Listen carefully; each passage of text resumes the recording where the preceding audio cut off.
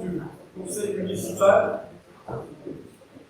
exceptionnellement, on est descendu dans cette salle pour essayer de chercher un peu de fraîcheur. C'est quand même une fois un peu plus frais que dans la salle du conseil où on prend le soleil des deux côtés des vitres. Et donc là, on est sur une température un peu plus acceptable pour faire cette séance du conseil. Je vais vous faire part des procurations.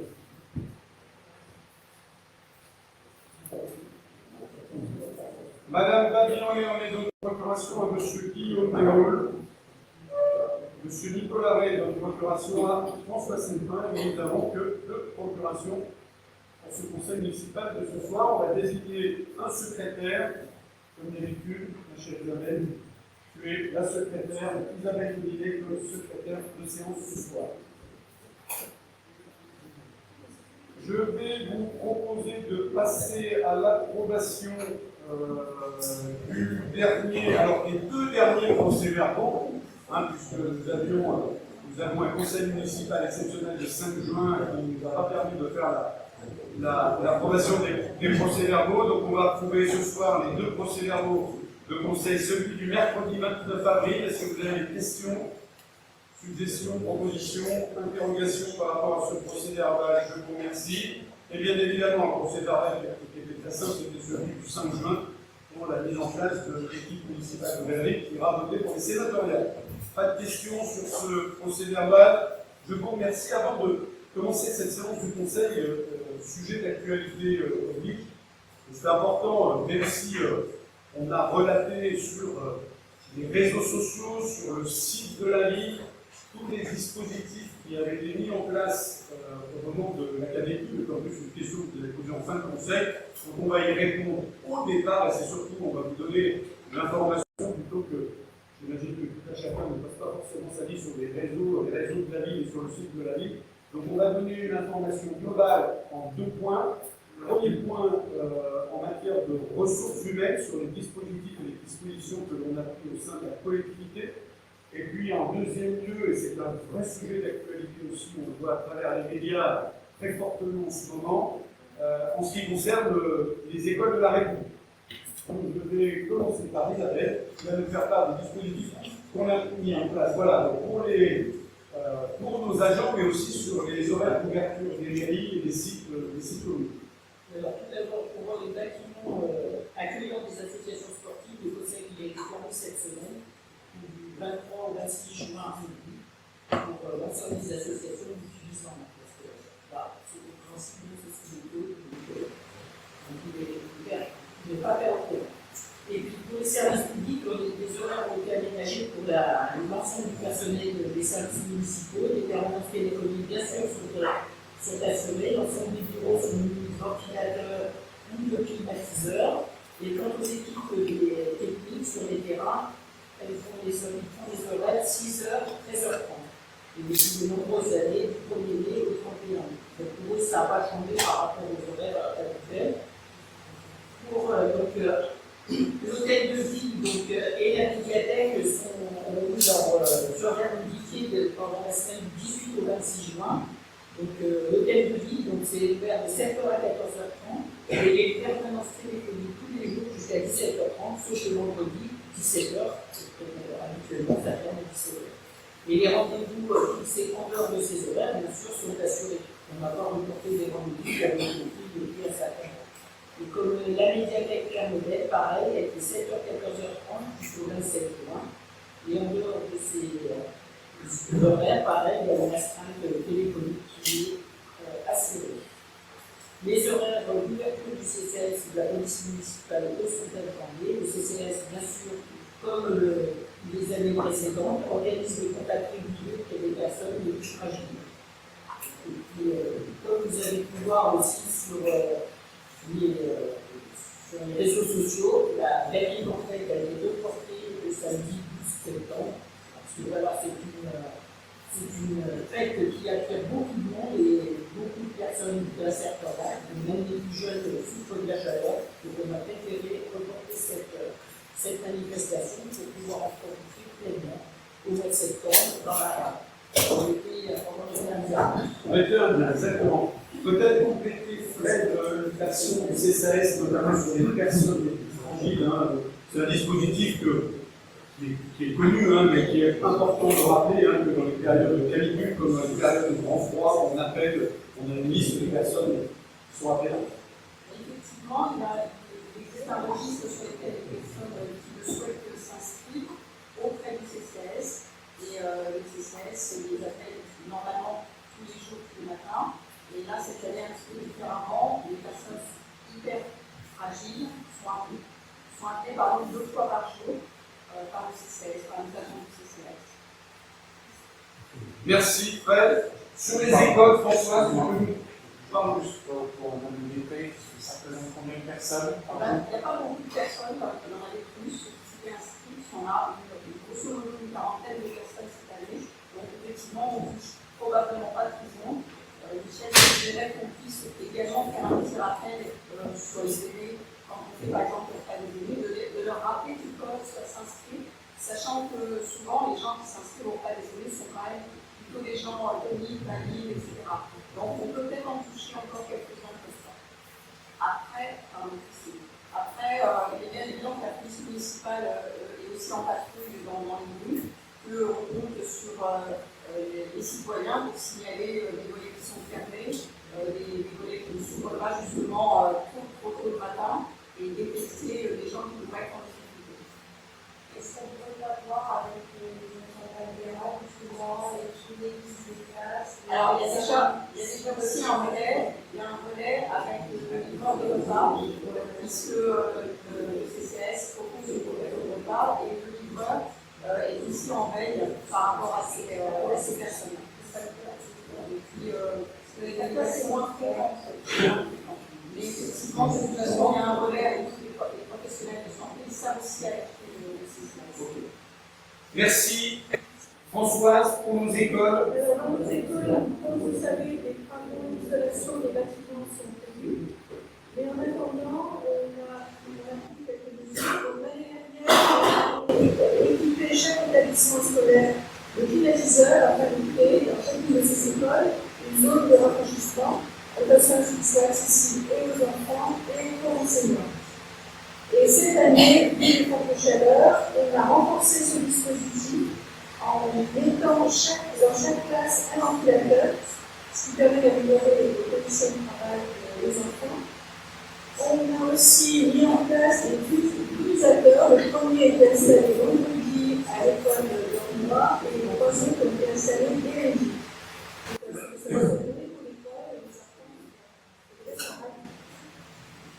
Et par ailleurs, les équipes du ménage le matin ouvrent les fenêtres pour le courant d'air maximum pendant le travail. Les activités sportives l'après-midi sont suspendues évidemment afin de faire la sécurité des enfants. On n'a pas prévu de fermeture d'école, sauf s'il y a une décision préfectorale des autorités académiques qui viennent de la France. Les enfants qui ne pouvant être gardés chez eux devraient être introduits par la collectivité, mais en revanche, les enfants, les parents qui souhaitent prendre leurs enfants, la municipalité,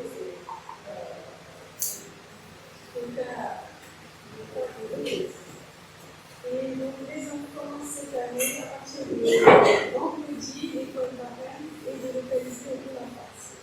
Jusqu'à présent, la directrice n'avait pas souhaité.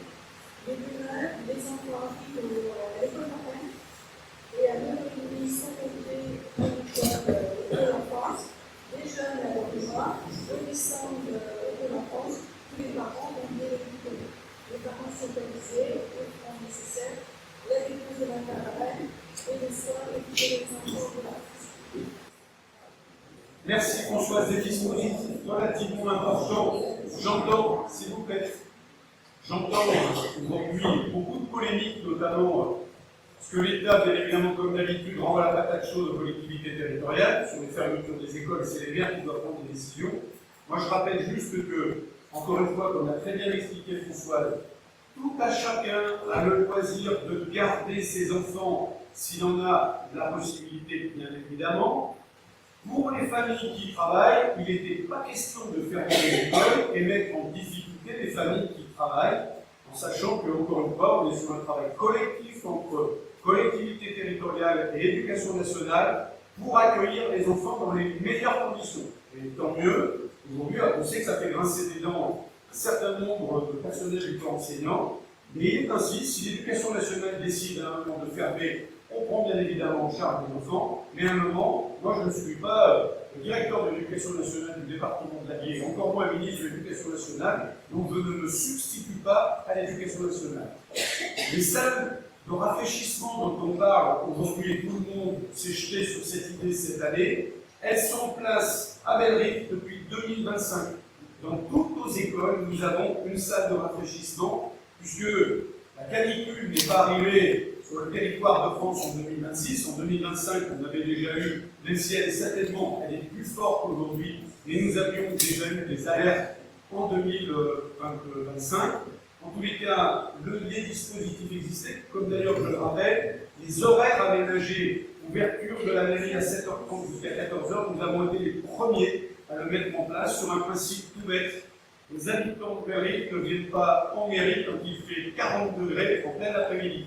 Donc le service public nous impose d'être ouverts aux horaires où les personnes peuvent se présenter, d'où l'idée de l'ouverture entre 7h30 et 14h. Et bien évidemment, nos personnels, là aussi, on a été les premiers à mettre en place des horaires d'été pour que tout un chacun puisse travailler dans les meilleures conditions. On a encore quelques, je termine et je vous laisse la parole de ce match, on a encore quelques possibilités. Notamment, je souhaite qu'on regarde un petit peu la température dans la ferme modèle, parce que nous sommes dans une vieille bâtisse et peut-être qu'on a une température qui est moins suffocante qu'on peut l'avoir à la maison pour certains. Inviter les gens à venir à la médiathèque dans cette ferme modèle et profiter d'un peu de fraîcheur. Et puis, on a un deuxième volet, et c'est Michel Laurent et Philippe Saint-Cyr qui nous l'avaient proposé, c'est de passer par le réseau des voisins vigilants, justement, pour donner éventuellement l'alerte au cas de fragilité d'un certain nombre de nos concitoyens. Donc il nous reste quelques dispositifs qu'on peut encore compléter et déployer, parce que vous avez vu la polémique comme moi sur une ministre qui s'est un peu emportée sur les futures canicules qui vont arriver. Les météorologues ont été beaucoup plus modérés. Donc si demain nous devions avoir des périodes comme celle-ci, nous avons encore ces 2-3 possibilités qui nous permettront d'améliorer la vie de nos concitoyens dans ces moments difficiles. Merci. Est-ce que vous pourriez nous donner les différents écarts et relevés de température qui ont été faits dans les classes, puisque les espaces de fraîcheur c'est très bien, mais ce n'est pas une zone dans laquelle on a les classes en même temps toute la journée. On peut faire tourner. Le principe des salles de chaleur. C'est le principe. L'idée c'est que ce soit vivable partout, parce que ça peut arriver très vite. Vous savez, vous pouvez nous donner des relevés, différents relevés que vous avez pu faire, j'imagine, sur ces derniers jours à différents moments de la journée dans les différentes classes, pour savoir quelles étaient les températures maximales qui ont pu être relevées, ainsi que dans les espaces dans lesquels travaillent nos agents, et qui sont eux aussi, évidemment, parce que là on a beaucoup parlé de l'adaptation pour les usagers, on a parlé un peu de l'école, oui de nos agents, qui, certes, il y a des horaires qui sont adaptés d'ouverture, mais quid de ceux qui travaillent à l'extérieur, quid de horaire aménagé. Voilà. 6h du matin, de 6h du matin jusqu'à 14h, on a, 13h30, on a des températures qui restent raisonnables pour travailler. Bah justement, vous pouvez nous donner un relais que vous avez fait dans les relevés de la température extérieure, vous les avez intérieure. Sur les relevés des températures intérieures, on n'a pas fait spécialement de relevés, je ne crois pas que c'est facile qu'on ait fait des relevés, on peut dire aussi qu'on a des températures qui sont très élevées. Les salles de récupération, notamment dont on parle, on a fait des aménagements d'urgence l'année dernière avec des climatiseurs portatifs, on a cartonné les murs pour que ce soit le plus efficace possible.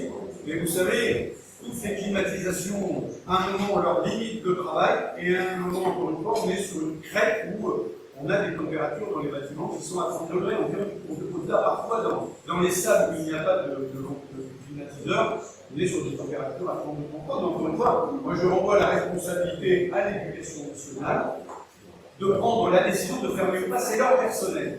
Là où je vous interpelle, c'est notre responsabilité. Oui, là où je vous interpelle, vous savez comme moi, 25% des Françaises et des Français possèdent une climatisation à la maison.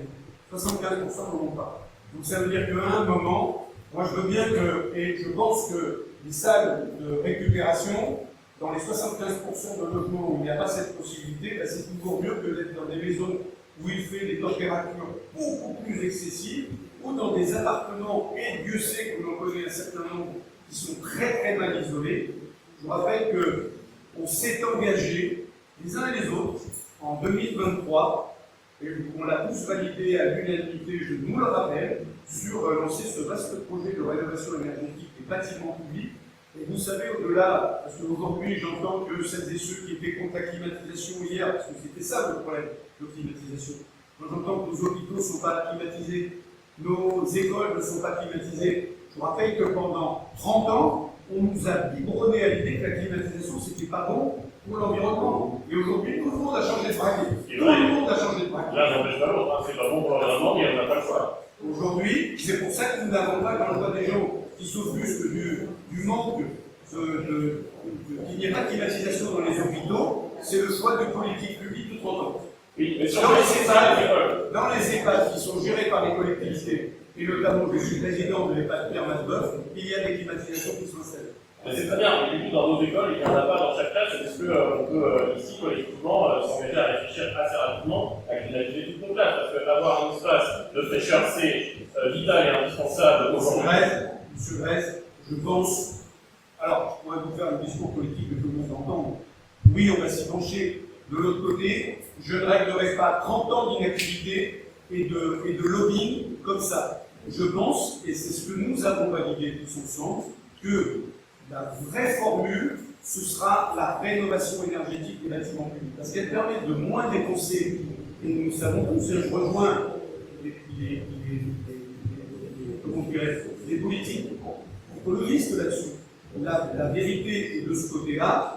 Je pense qu'aujourd'hui, climatiser nos écoles, dont on sait que de l'autre côté, 80%, 75% des familles, je pense qu'il y a un moment, il y a un vrai débat à lever, mais il faudra certainement le lever. En tous les cas, la bonne nouvelle, c'est que dans cette ville de Belleville, je me rappelle 2023, ça fait 3 ans, et je sais qu'on travaille, et les services travaillent d'arrache-pied là-dessus, parce que vous savez que ça a été d'abord un très très long travail d'études.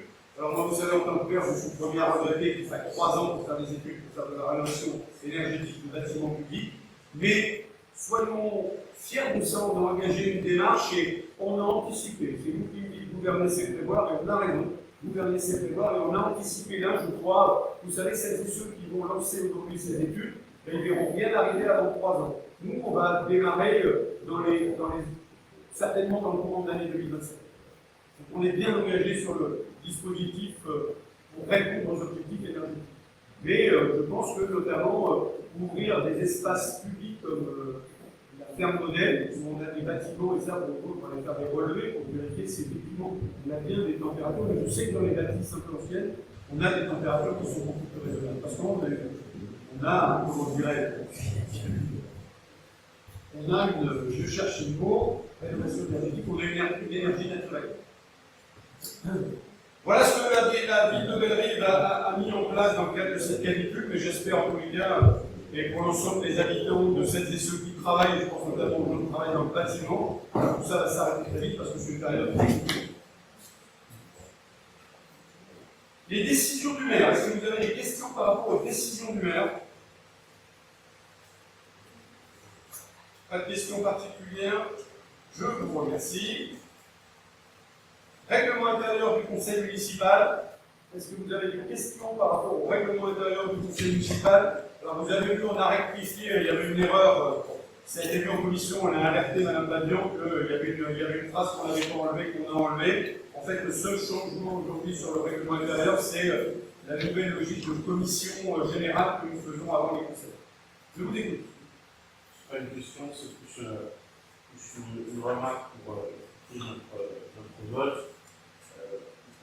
Toujours dommage, vu d'un règlement intérieur, c'est selon notre règlement intérieur, notre contrat commun en tant que conseil municipal pour les 6-7 ans à venir. Dommage qu'on n'ait pas eu l'opportunité de pouvoir travailler ensemble sur ce document. Donc, bon tact, il n'y a pas d'évolution significative, ni de recul par rapport au document précédent. Donc, dommage de ne pas avoir saisi ce ce document-là pour essayer de travailler main dans la main quand ça descendra. Très bien, je vous remercie. Donc, qu'est-ce qu'il y a des abstentions? Est-ce qu'il y a des votes contre? Délibération adoptée. Je vous remercie. Question numéro 3. Tourisme et économie, renouvellement de la dénomination commune touristique. Et je donne la parole à Bernard Raphaël. Alors, notre commune de Bellerie, sur un lieu est reconnue comme commune touristique, une reconnaissance nationale, une politique va l'allier, donc nous avons Charroux, Gana, Limois, Chambon et donc Bellerie. C'est un dossier qui a été initié en 2021 et il fait 5 ans. Donc l'échéance, c'est le 12 juillet 2026. Donc une délibération remonter un nouveau dossier, une nouvelle période de 5 ans. Donc, un critère pour obtenir cette dénomination de 5 ans est regarder la capacité d'hébergement suffisante pour la population permanente, l'organisation de l'animation touristique régulière tout au long de l'année, la mise en valeur du patrimoine naturel, culturel et historique, la présence d'équipements, de services adaptés à l'accueil des touristes. Et chose nouvelle, il va falloir conclure une convention entre l'État et Vichy Communauté pour qu'on identifie la quantité de logements des travailleurs saisonniers. Et cette reconnaissance, elle contribue bien sûr à l'attractivité au développement économique de notre commune. Merci Bernard. Est-ce que vous avez des questions par rapport à ce renouvellement de dénomination commune touristique? C'est très important, hein, le fait d'être dans une logique de commune touristique, ça répond à des critères, ça répond à certaines, c'est une forme de labellisation. Et en tous les cas, notre commune de Bellerie, comme celle de Vichy, on est délibérément tourné vers le tourisme. Et en tous les cas, c'est une bonne nouvelle pour le territoire, parce que le tourisme est, je vous le rappelle, un des piliers importants de l'économie locale, et en particulier pour notre communauté d'agglomération. Juste une précision, nous sommes une commune touristique et Vichy, donc sont dans le classement des stations touristiques. Comme d'ailleurs. Quelle est la différence? Quelle est la différence entre une commune et une station touristique? La station touristique, le niveau 1, c'est la station touristique. Niveau 2, la commune touristique. Mais donc, la station touristique, il faut avoir une station thermale, voire station de ski. Donc, nous devons répondre à cette reconnaissance nationale. La ski, c'est pas évident. Même quand on a des sources, les thermales, ça c'est compliqué. Donc, on se limite à la destination touristique. Merci. Est-ce qu'il y a des abstentions? Est-ce qu'il y a des votes contre? Délibération adoptée à l'unanimité. Je vous remercie. SDE 03, alimentation 24 heures sur 24 pour les caméras. Je vais laisser la parole à Bernard Planche. On va attaquer donc une série de 7 questions qui concernent le SDE 03. Donc la première concerne l'alimentation 24 heures sur 24 des caméras dans le cadre du déploiement de la vidéoprotection. Donc il s'agit de fourniture et pose de 5 prises de courant, de la fourniture et la pose de 2 barres nationalisées et la confection d'une franchise sur environ 15 mètres. Le coût total est de 6 510 €, la part de la commune de 4 883 €. Ce financement, l'appel sera fait par le SDE 03 et sera réglé sans étalement. La part communale est de 75%. Merci Bernard. Et là, c'est les mains se situent, c'est au Guinard et au rond-point de Moulin-Mazin, c'est ça? C'est ça. Guinard et Moulin-Mazin. C'est pour une caméra mobile que l'on peut déplacer au gré des problèmes que vous rencontrez dans la vie. Question 5. Alors, il faut voter d'abord. Pardon, On excusez-moi. ne va pas faire un vote global. Est-ce qu'il y a des abstentions? Est-ce qu'il y a des votes contre? Délibération adoptée à l'unanimité pour ces mal vidéosurveillance. Donc là, il s'agit de génie civil qui concerne l'aménagement de la rue des Passerons. La rue des Passerons qui est située dans le lotissement de Champierre, qui est actuellement le lotissement de Champierre qui est en rénovation. Donc là, il s'agit d'une réalisation de projets spécifiques pour les télécoms.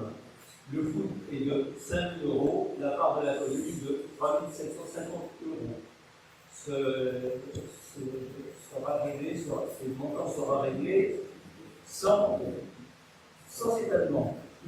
La part de la commune est de 75%. Merci Bernard. Est-ce qu'il y a des questions par rapport à cette délibération?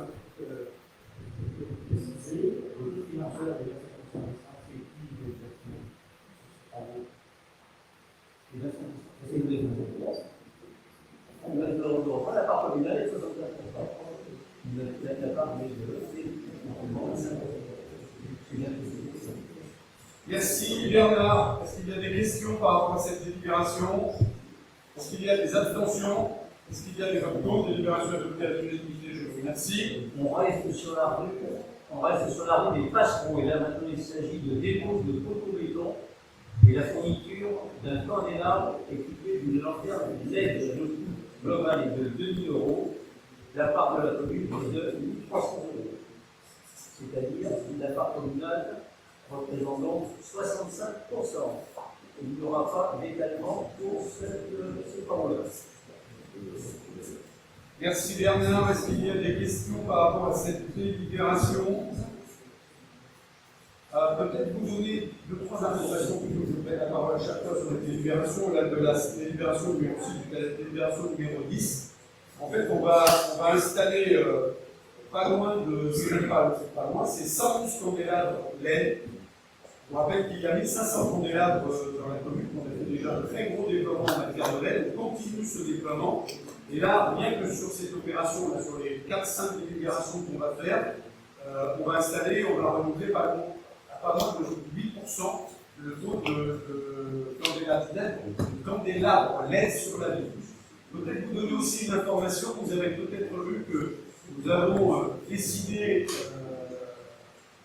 il y a quelques jours, par rapport à la période touristique, de rallumer l'éclairage public sur le parc d'Allier, le Carré d'As, l'avenue Charles de Gaulle, l'avenue de Vichy et le RP6 Chauroubeau.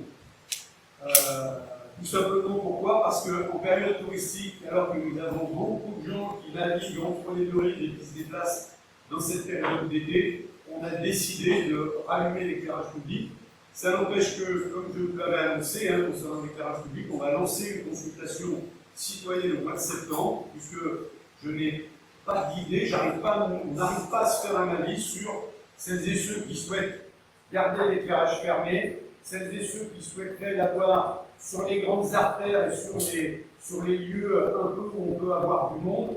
Est-ce que c'est dans certains quartiers de Béret judicieux de rallumer l'éclairage, ou pour rallumer, mais en sachant que le pour allumer, et je fais travailler les services là-dessus, et c'est la raison pour laquelle nous avions coupé l'éclairage public entre minuit et 5 h du matin, c'est un coût pour la collectivité de 100 000 €. Et si à un moment on a choisi, et je le rappelle parce que c'est important de le rappeler, si à un moment on a choisi de ne pas augmenter la fiscalité, c'était conditionné deux solutions: l'accompagnement du désherbage sur les trottoirs et la coupure de l'éclairage public la nuit entre minuit et 5 h du matin.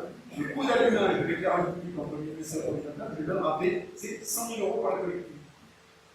Donc, monsieur le maire, en réponse à ce que vous voulez dire, donc si on rallume l'éclairage public, vous allez augmenter la fiscalité.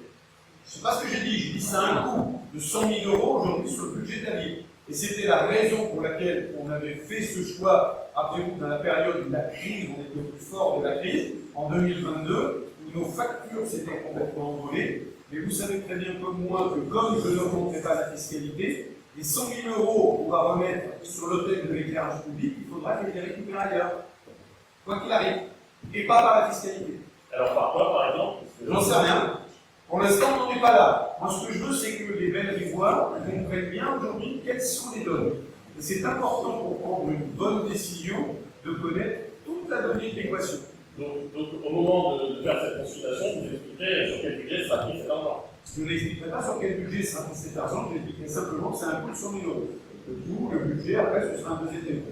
En tous les cas, Donc c'est bon, on pourra pas dire que ce soit une consultation très éclairée. c'est un coup. Ouais, vous savez, moi aujourd'hui, les gens, ils sont pas absurdes, les gens. Ils ne sont pas absurdes, les gens. Ils savent très bien qu'à un moment, si on fait 100 000 euros de charge, il faudra trouver 100 000 euros d'économie. Tout le monde le fait, M. Grèce, tous les jours, dans sa comptabilité personnelle. Donc les gens, ils sont pas idiots de ça. Ben, ils savent ce qu'ils vont réduire, effectivement. Pas forcément, vous savez, pas forcément avant. On verra ça en temps venu. Rassurez-vous. Ça n'est pas de nature à l'adoration. Très bien, on va continuer sur les délibérations sur l'installation de l'éclairage LED qui nous permettra de faire la facture énergétique.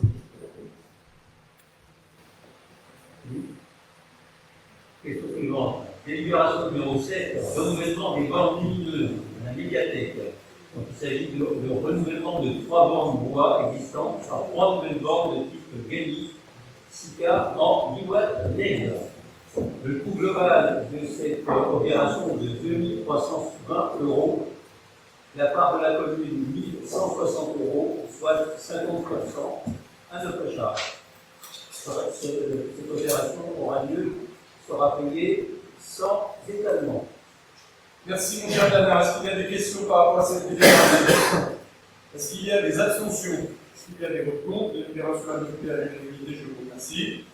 Question numéro 8, renforcement des éclairage public. Rue Lamartine. Donc, il s'agit de la fourniture de la pose d'une crosse LED sur poteau existant. Le coût global est de 480 €, la part communale de 360 €, soit pour la commune une charge de 75%.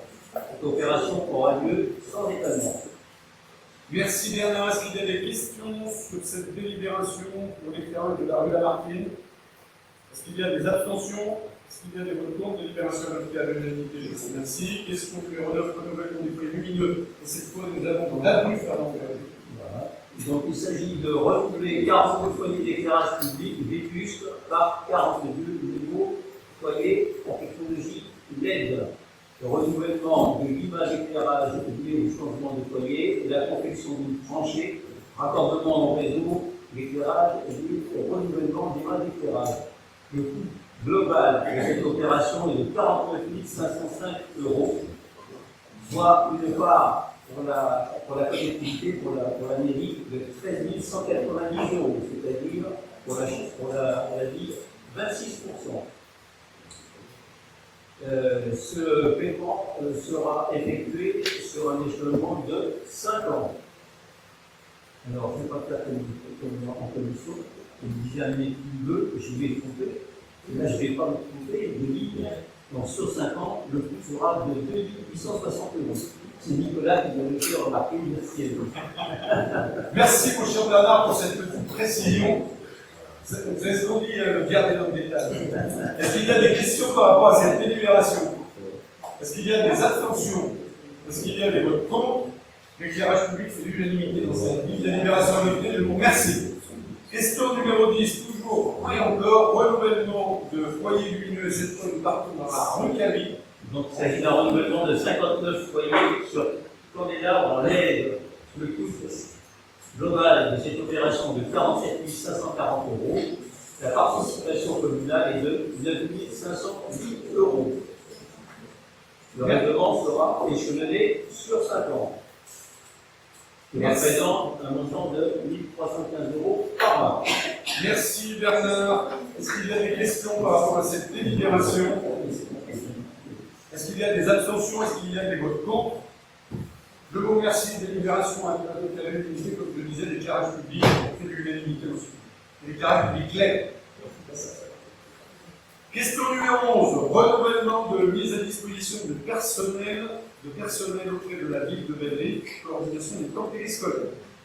Donc la conclusion, c'est un renouvellement qui revient tous les ans. Donc là, on vous demande d'approuver la convention de mise à disposition à temps complet d'un agent de la communauté d'agglomération de Vichy Communauté auprès de la ville de Bellerive et d'autoriser le gestionnaire de se présenter signé au nom de la ville de Bellerive dans cette convention. Voilà, c'est quelque chose qui revient tous les ans. Une convention entre la ville de Bellerive et un agent d'administration principal et commercial. Merci. Est-ce qu'il y a des questions par rapport à cette délibération? Est-ce qu'il y a des abstentions? Est-ce qu'il y a des votes contre? Délibération adoptée, je vous remercie. On va peut-être allumer un peu de lumière parce que j'ai le sentiment que les internautes vont voir dans le noir. Ils vont se dire vraiment, là, ils sont vraiment à l'économie, ils allument même plus les lumières pendant la séance du conseil municipal. Donc, chers internautes, on va remettre la lumière pour que vous puissiez profiter à 100% de ce conseil municipal d'avant vacances.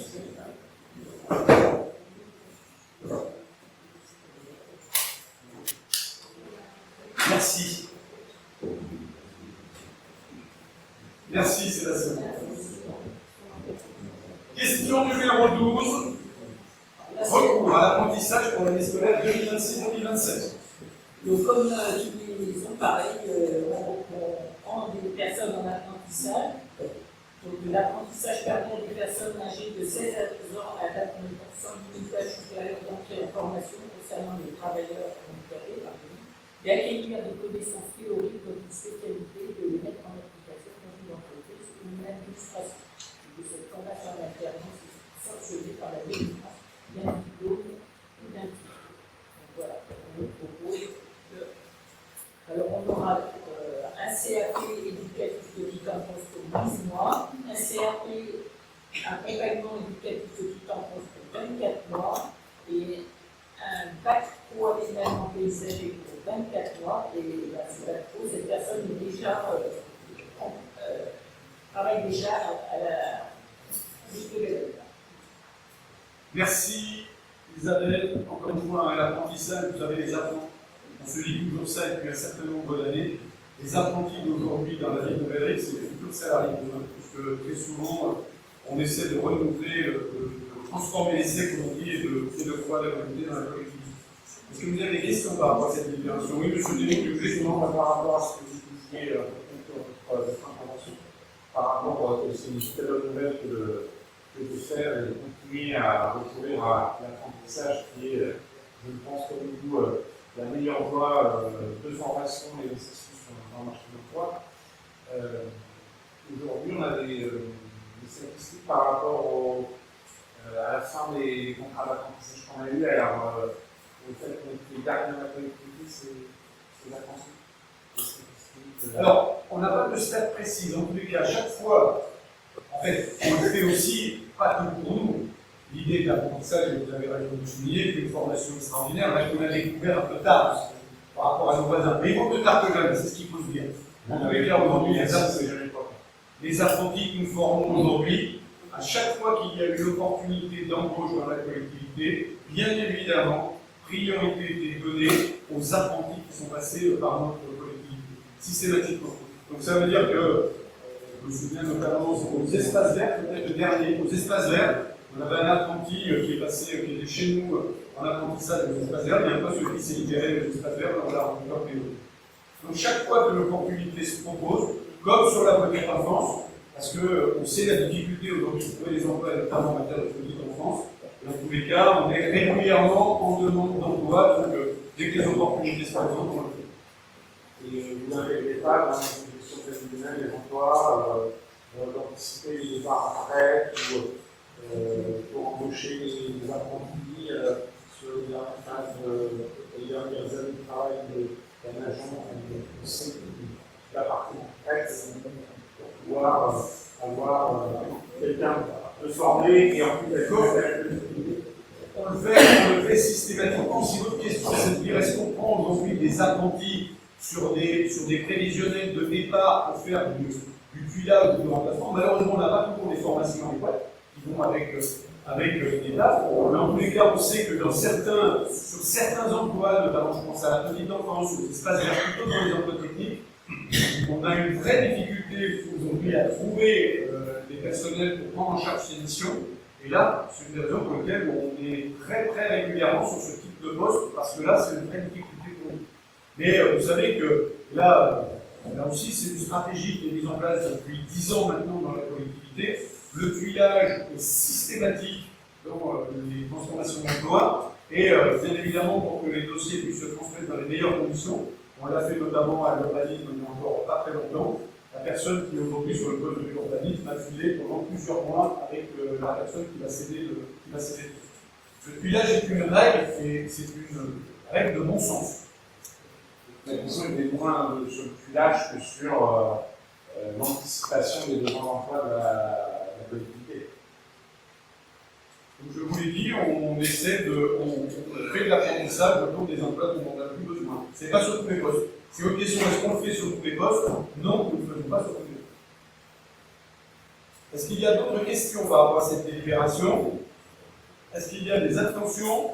Est-ce qu'il y a des votes contre? Délibération adoptée. Je vous remercie. Délibération suivante.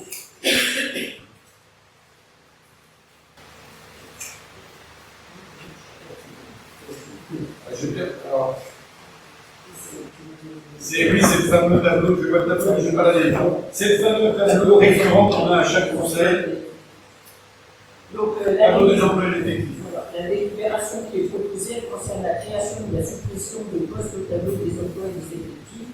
Donc, chaque fonctionnaire occupe un emploi et un grade qui doit préalablement avoir été créé à ce tableau des emplois et des effectifs et donc soumis au vote de ce conseil municipal. Donc, les créations sont dues à la suite de changements de fonction, à la suite d'augmentation du temps de travail pour la nomination après avancement de grade.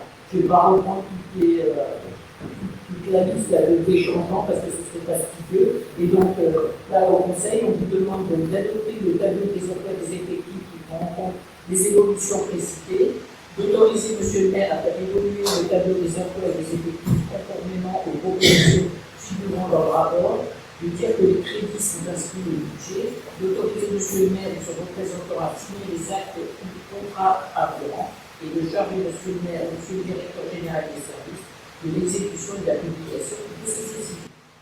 Merci, ma chère Isabelle. Est-ce qu'il y a des questions à ces tableaux récurrents qu'on a à chaque conseil? Est-ce qu'il y a des questions par rapport à cette délibération? Est-ce qu'il y a des abstentions? Est-ce qu'il y a des votes contre? Délibération adoptée à l'unanimité, je vous remercie. Question numéro 14, contrat d'assurance convention groupement de commande. Le marché d'assurance statutaire des Vichy Communauté des villes de Bellerive, QC et Vichy arrive à échéance le 31 décembre 2026. Les conventions de participation relatives aux assurances prévoyantes de Vichy Communauté de Bellerive et QC arrivent à échéance le 31 décembre 2026. Considérant le souhait de ces collectivités de se regrouper afin de confier une mission d'assistance à maîtrise d'ouvrage préalablement au renouvellement de ce contrat, considérant le souhait du Centre communal d'action sociale de Vichy d'intégrer à cette procédure, considérant l'intérêt technique et financier de recourir à une procédure groupée de mise en concurrence des contrats d'assurance ainsi qu'à une procédure d'assistance de maîtrise d'ouvrage préalable, notamment pour la prévoyance des risques statutaires. Il est proposé au conseil municipal de constituer un groupement de commandes entre Vichy Communauté, qui serait le coordinateur, des communes de Bellerive, de QC, de Vichy et le CCAS de Vichy, en vue de passation des marchés publics d'assurance, notamment statutaires et prévoyance, ainsi que des marchés d'assurance en découlant sur les risques statutaires. D'approuver les dispositions de la convention constitutive du dit groupement telles qu'énoncées, et d'autoriser le maire à signer ces conventions. Et il est également de désigner deux représentants, Isabelle Dominé comme membre titulaire et votre serviteur comme membre suppléant. Merci, mon cher Bernard. Moi, je me félicite, mes chers collègues, parce que maintenant, c'est une règle depuis 10 ans. Depuis 10 ans, comme on s'entend très bien entre ces trois villes, on arrive à mutualiser les achats, et y compris sur les assurances. Et le fait de mutualiser, eh bien, ça permet à chacune de nos communes eh bien, de pouvoir accéder à des niveaux d'assurance à des tarifs beaucoup moins élevés que si on le faisait tout seul. C'est aussi l'avantage de bien s'entendre avec ses voisins et de travailler ensemble. Est-ce que vous avez des questions par rapport à cette délibération? Pas de questions? Est-ce qu'il y a des abstentions? Est-ce qu'il y a des votes contre? Délibération adoptée à l'unanimité, je vous remercie. Délibération numéro 15, c'est désignation des membres qui vont représenter la ville de Bellerive à l'ADERPAM. Qu'est-ce qu'il a présenté? C'est moi d'ailleurs. Alors, les jeux communs, de toute façon, il y a tout dans le titre de la délibération. Hein. Nous allons, je vous propose, pour représenter la ville de Bellerive à l'Averpam, deux de nos collègues, délégué titulaire Philippe Saint-Cyr, délégué suppléant Frédéric Bété.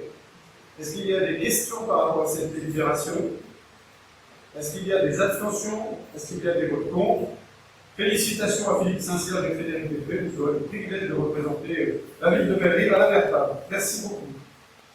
Question numéro 16. Finances, règlement budgétaire et financier de la ville de Bellerive. Donc là, c'est en l'absence de Nicolas, c'est moi qui vais présenter cette délibération.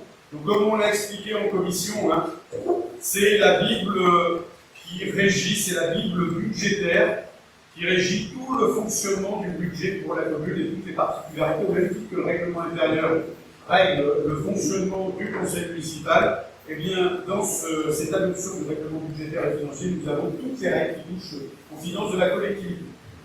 Est-ce que vous avez des questions par rapport à cette délibération? Est-ce qu'il y a des abstentions?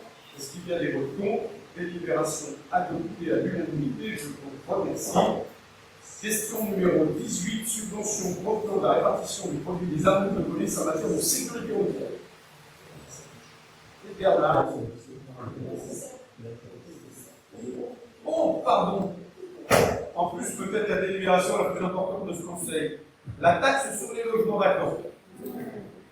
Alors, vous savez que la loi nous autorise désormais de pouvoir taxer les logements vacants dans notre commune, que nous avons en gros 380 logements dans la commune de Bellerive, et on recherchait une façon dissuasive d'inviter les habitants, et les propriétaires de logements vacants à faire quelque chose avec ces logements.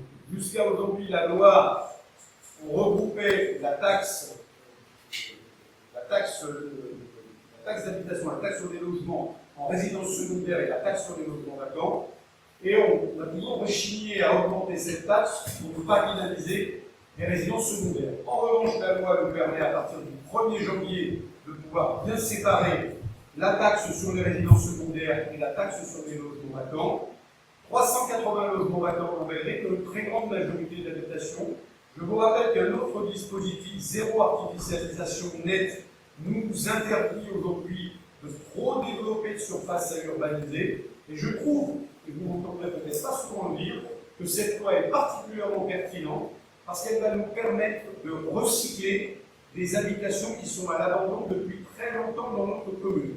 Nous allons écrire, dans le courant de l'année 2026, à l'ensemble des propriétaires de logements vacants pour les informer que nous allons augmenter très fortement, quand je dis très fortement, ça va être très fortement, la taxe sur les logements vacants.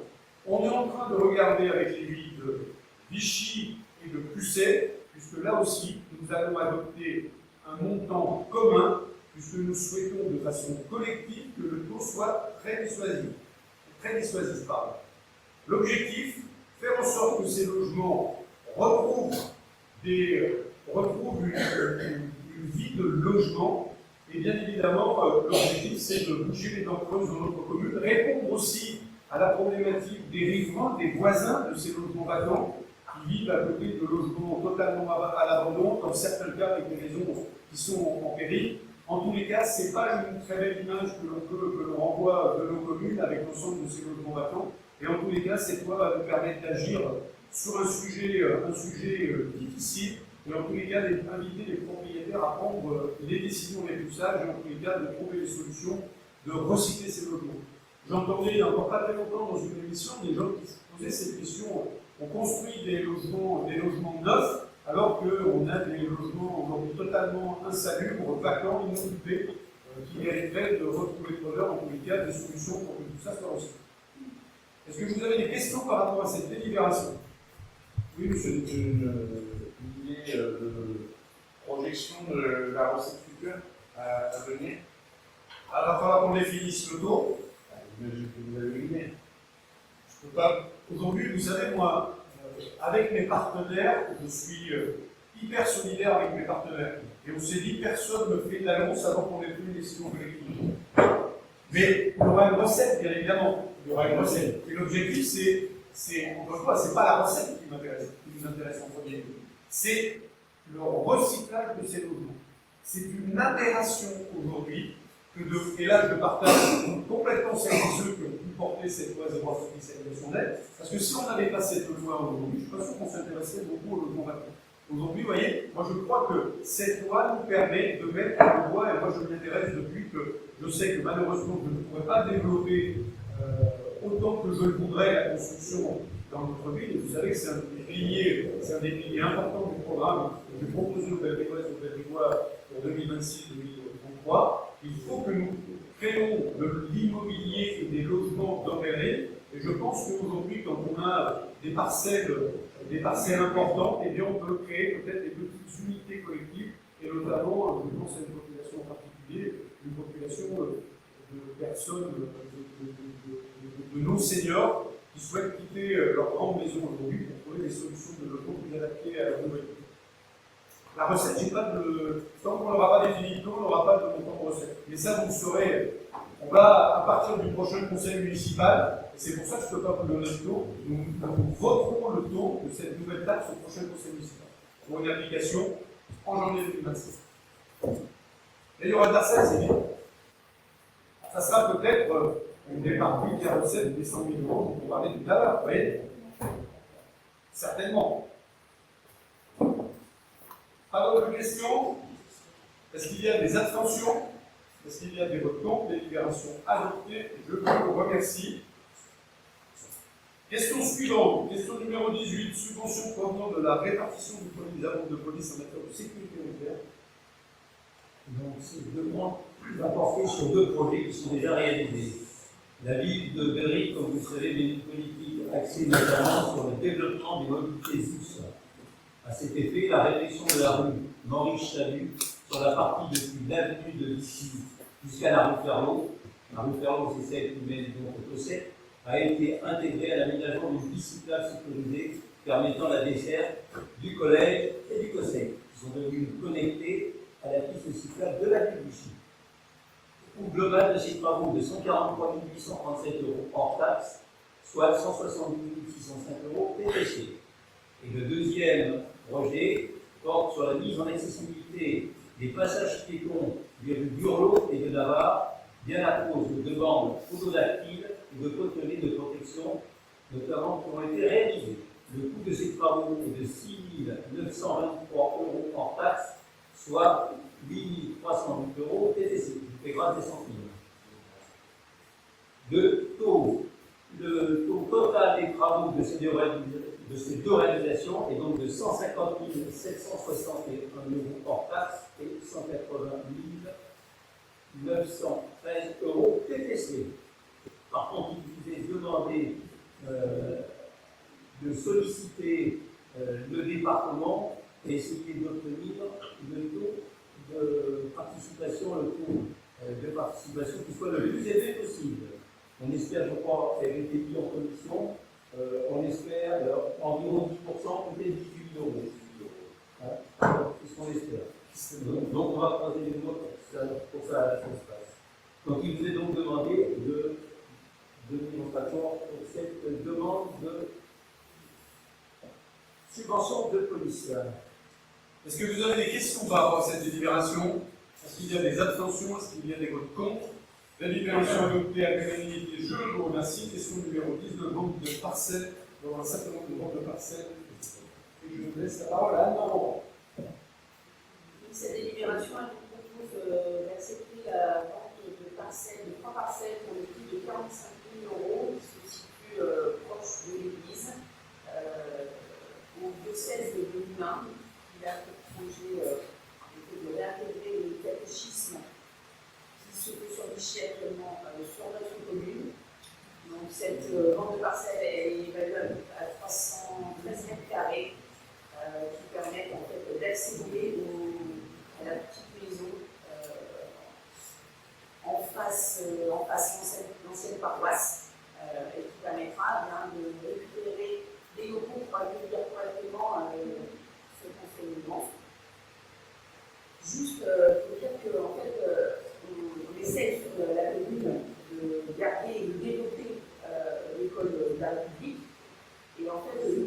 un service complémentaire d'accès à l'éducation et au culte, ça fait partie aussi d'une façon de pouvoir parler des petits moi qui pourront bénéficier tout en allant à l'école publique de cet enseignement. Moi personnellement, j'ai connu cet enseignement, je n'ai pas été obligée entre guillemets d'aller sur le chiffre pour avoir cette enseignement petite. Et ces parcelles, elles nous permettent de réintégrer la possibilité d'enseigner le catéchisme sur des lieux où il n'y a pas d'école privée, mais on privilégie l'école publique, le complémentaire. Merci, M. Andor. Et petite précision importante, la construction, le futur projet de construction prévu avec le 16 sera en parfaite ligne avec la future construction de l'école de la République. Donc on sera partiront comme nous sur le domaine de construction de bâtiments en bois. Donc vous voyez là aussi qu'on essaie de, c'est pas qu'on essaie, c'est qu'on va trouver, on va harmoniser l'ensemble des constructions que l'on va proposer demain entre le diocèse et cette future nouvelle école de la République Varenne qui sera proposée dans ce nouveau lieu. Est-ce que vous avez des questions par rapport à cette délibération? Pas de questions. Est-ce qu'il y a des abstentions? Est-ce qu'il y a des votes contre? Délibération adoptée à l'unanimité. Je vous remercie. Question suivante. Question numéro 20. Acquisition de parcelles. Je note la ligne. Oui, alors, dans la continuité de rendre cohérent nos découpages Telesco, vous savez que depuis des dizaines d'années, certains lotissements ou morceaux de BRF se sont construits avec des découpages pas forcément très cohérents à la fin de la construction du bloc de quartier. Aujourd'hui, quand on fait des terrains sur un lotissement, on prévoit en effet la suite d'entretien proche des routes, des voiries qui desservent ce lotissement, et il y a un rachat à la fin du chantier par la commune pour réintégrer dans la communauté de la commune l'entretien et les voies desservant ces terrains à lotir. Donc là, on est sur un ancien quartier, rue de la Lignonne. C'est deux parcelles qui sont rachetées à M. Alain Chevalier pour le symbolique, comme vous en avez le schéma, pour leur permettre de ne plus être aussi responsable de cette petite bande qui est finalement un trottoir et qui de toute façon est bien dans la pratique de l'ordre de la responsabilité de la ville pour l'entretien de l'environnement de ces maisons. Merci Edmond. Est-ce qu'il y a des questions par rapport à cette délibération de la vente symbolique à 1 € pour la ville de Valérie qu'on est acheteur, bien sûr? Est-ce qu'il y a des abstentions? Est-ce qu'il y a des votes contre? Délibération adoptée à l'unanimité. Je vous remercie. Question numéro 21. Révision des tarifs municipaux pour l'année civile 2026. C'est 21, Isabelle. Donc, comme tous les ans, on révise les tarifs municipaux, donc il n'est pas question d'augmenter les tarifs, mais simplement là, de faire un nouveau tarif, parce que lors de la location de l'espace Jean du Dossier, au cours de ces derniers mois, ça a généré diverses incivilités, nuisances pour les riverains, nuisances sonores, dégradation ponctuelle. Donc, afin de préserver la qualité de vie de ces habitants qui habitent près de l'espace Jean du Dossier, on va mettre en place un tarif forfaitaire de surveillance. Donc, bien sûr, ce tarif engendre un coût supplémentaire pour la collectivité qui convient donc de répercuter auprès des utilisateurs concernés par la création d'un tarif spécifique. Donc, sur les créneaux de 19h à 1h du matin, portée de 42, 240 €, créneaux de 19h à 3h du matin, 288 € et de 19h à 5h du matin, 360 €. Merci Isabelle. Vous avez des questions? Monsieur Baz. Oui, c'est pas très clair sur qui est concerné ou pas par ce tarif, qui a l'obligation de le prendre ou pas, parce que vous indiquez des événements festifs, mais en gros, comment est-ce que vous allez faire la distinction entre qui est concerné ou pas, parce qu'il y a des assos ou même des filets qui peuvent faire des choses en soirée et comment? Je vais vous le préciser. Les associations, on n'a jamais eu de problème avec les organisations de soirées avec nos associations.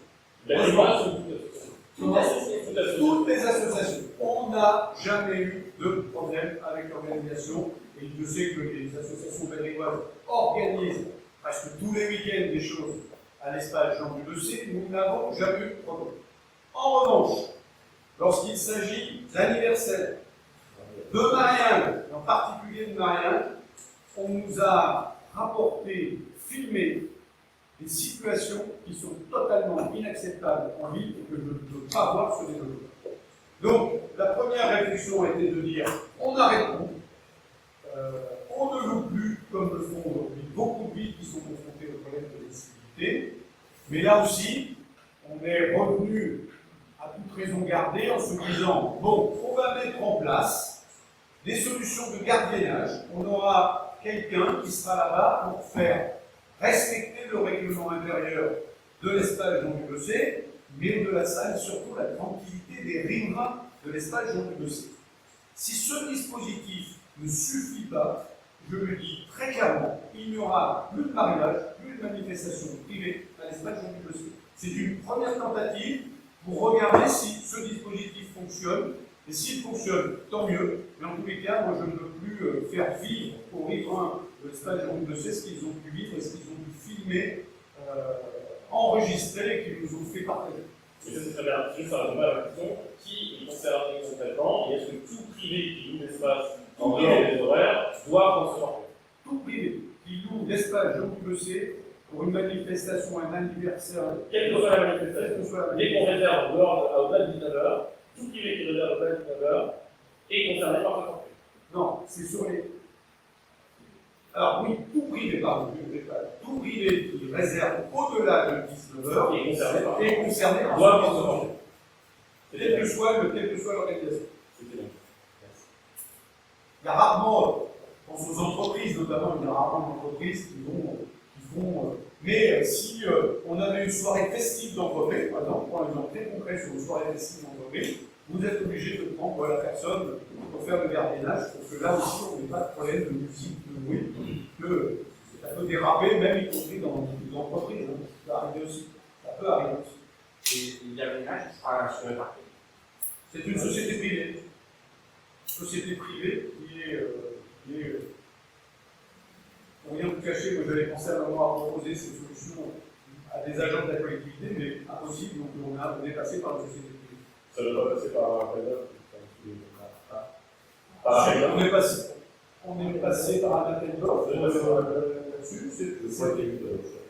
Oui, on n'est pas forcément passé par un appel d'offres, en tous les cas, il y a une mise en concurrence. Bien évidemment. Je vous rappelle que nous sommes encore sous le joug du contrôle de la Chambre régionale des comptes, et qu'il ne faut surtout pas faire. Je rappelle qu'on est sous le joug de la Chambre régionale de la Cour des comptes encore pendant 2 ans. Donc, il ne faut pas s'amuser à aller faire des choses comme ça sans avoir fait au moins, pas forcément, sans avoir fait au moins une mise en concurrence. Jamais. Même en Et donc, on n'a pas pu mettre en échange de nos agents, puisque les seuls qui ont une formation, c'est des CERF.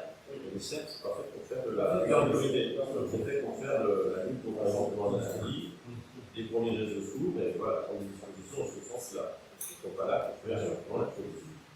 Merci. Et juste les soirées festives hors de l'association, c'est combien de week-ends par an à peu près?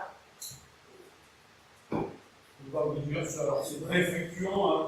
Vous avez des années, sur les mariages, vous avez des années où il y a beaucoup de mariages parce que c'est des années à mariage.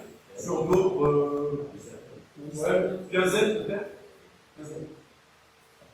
Dans tous les cas, c'est vrai que l'espace Jean du Bessé est beaucoup utilisé par nos associations, mais dans les futurs projets que nous avons de réalisation, notamment du côté de la ferme modèle, vous connaissez mon programme aussi bien que moi, donc ça veut dire que on peut imaginer qu'un certain nombre de soirées associatives pourront être organisées non seulement dans l'espace de la ferme modèle, mais aussi dans le rez-de-chaussée de la maison des associations, qui a pour objectif aussi d'accueillir des petites manifestations organisées par nos associations qui utilisaient jusque-là l'espace Jean du Bessé. Je vous rappelle que là aussi, dans la logique d'aller chercher la recette dynamique, moi je souhaite que nous mettons à disposition nos espaces publics et de notre au Geyser et à Jean du Bessé pour organiser des séminaires d'entreprise pour créer la recette dynamique pour d'autres collectivités.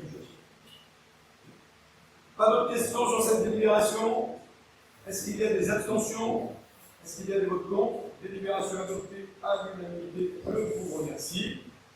Question suivante, numéro 22, tarifs municipaux, révision des tarifs 2026, événements municipaux. Donc, chaque année, pareil, on se revoit les tarifs des occupations du domaine public dans le cadre de l'organisation des événements municipaux. Et donc, les tarifs 2026 sont identiques aux tarifs de 2025. Il n'y a pas de changement. Est-ce qu'il y a des questions par rapport à cette délibération? Est-ce qu'il y a des abstentions? Est-ce qu'il y a des votes contre? Délibération adoptée. Je vous remercie. Question suivante, subvention 2026 aux associations, complément de subvention base et de fonctionnement. Voilà, donc au dernier conseil municipal, on a voté tout un groupe de subventions pour un total de 111 261 €, mais à ce conseil municipal, il y avait 3 associations qui n'avaient pas rendu leur dossier. Donc l'Amicale des sapeurs-pompiers, l'association de parents d'élèves de l'école Maïs d'Ormois et le Souvenir français. Donc du coup, on a récupéré le dossier. Donc à l'Amicale des sapeurs-pompiers, on aura une subvention de 550 €. Le Souvenir français, 55 €. Et l'école, l'association des parents d'élèves Maïs d'Ormois, 10 €. Simplement, les 10 €, c'est pour leur donner droit à la gratuité des salles.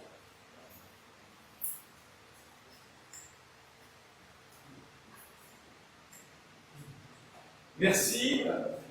J'ai cru que Bernard Planche était parti parce qu'il faisait un malaise. Non, pas du tout. Bernard Planche est parti parce qu'il est président du Souvenir français. Non, Bernard, tu ne peux pas. Tu es parti sans entendre la délibération, on n'a pas encore voté. Donc il faut pardon. Donc en fait, non, il est parti parce qu'il est représentant, il est président du Souvenir français.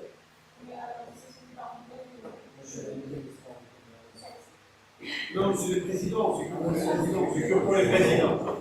C'est les présidents qui doivent sortir, pas les adhérents. Parce que des fois, si on a, imaginez une association, dans les grosses associations, si vous êtes nombreux, il n'y a plus personne pour voter. C'est les membres du bureau. Merci de la précision que vous donnez. Il n'y en a pas d'autres qui sont membres du bureau des associations concernées par la délibération. Donc on va voter dans 3 minutes pour voter tous. Est-ce qu'il y a des abstentions? Est-ce qu'il y a des votes contre? Délibération adoptée à l'unanimité, je vous remercie. Question numéro 24. Subvention complémentaire 2026 axe du développement. Bernard.